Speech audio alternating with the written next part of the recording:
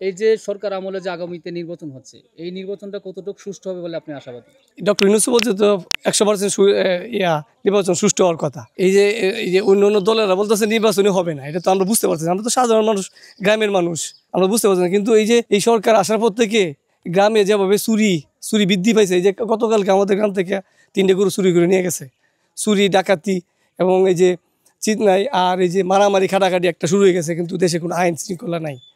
আমরা মনে করি আগে সরকারই ভালো ছিল, আগে সরকার ছিল বলা কোনো চুরি ডাকাতি হয়েছে না, গ্রামে কোনো গরু চুরি আসছিল না, আমাদের গ্রাম আমরা খুব শান্তি মতোই ছিলাম।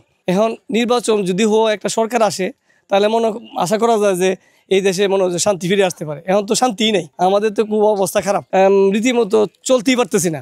অর্থনৈতিক চুরি ডাকাতি, এই যে রাহাজানি চলছে, কোনো আইন শৃঙ্খলা দেখেও দেখে না। আমরা তো মনে করি একটা দল আসুক, ক্ষমতা আসুক। এখন তো যেহেতু আওয়ামী লীগ নাই, জাতীয় পার্টি নাই, আশা করি বিএনপি যদি আসে তাহলে দেশে ঠান্ডা হবে, দেশে একটা ক্ষমতা একটা দল দরকার আছে, নির্বাচিত একটা সরকার আসুক।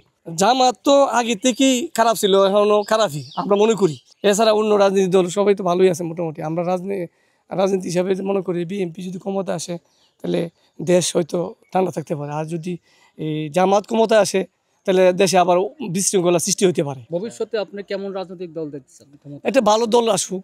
ভালো দল বলতে তো এখন যেটা আমরা টিভিতে চ্যানেলগুলো দেখতেছি যে বিএনপির পার্সেন্টগুলোই বেশি, তা আশা করি বিএনপি তো ক্ষমতা আসবে আমরা মনে করি। আমরা তো ভোট তো দিতেই হবে, আমরা যেন যে ভালো লোক পাওয়া যায় তাকে আমরা ভোট তো দিতেই হবে। এই দেশে আমি একজন নাগরিক, আমার ভোটের অধিকার আছে, আমি দিতেই হবে আমার ভোট।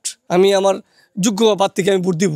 যদি আওয়ামী লীগ নির্বাচনে অংশগ্রহণ করতে না পারে বা না করতে দেয়া হয়, তো এইটা নির্বাচনে কোনো বড় ধরনের প্রভাব ফেলতে পারে? হ্যাঁ, পড়তে পারে। কারণ আমরা মনে করি যে আওয়ামী লীগ একটা বৃহৎ দল, বিএনপি একটা বৃহৎ দল, এই দলের মধ্যে সংঘর্ষ না হইয়া এই যে তাদেরকে নিয়ে নির্বাচন করুক। আর যারা দোষী হয়েছে তো দোষী, তো তাদের বিচার হবেই, বিচার হোক।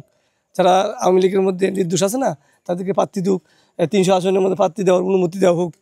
ডক্টর ইউনূস স্যারের মাধ্যমে আওয়ামী লীগ নির্বাচনে আসুক, আমরা জনগণ চাই। নতুন ভোটে যারা মনোনয়ন ভালো লোক পাইব তাদের ভোট দিবে, উৎসাহভাবে ভোট দিবে। কাকে দিবে এটা যে যুব তারুণ্যরাই তাদেরকে পছন্দ করে দিবে।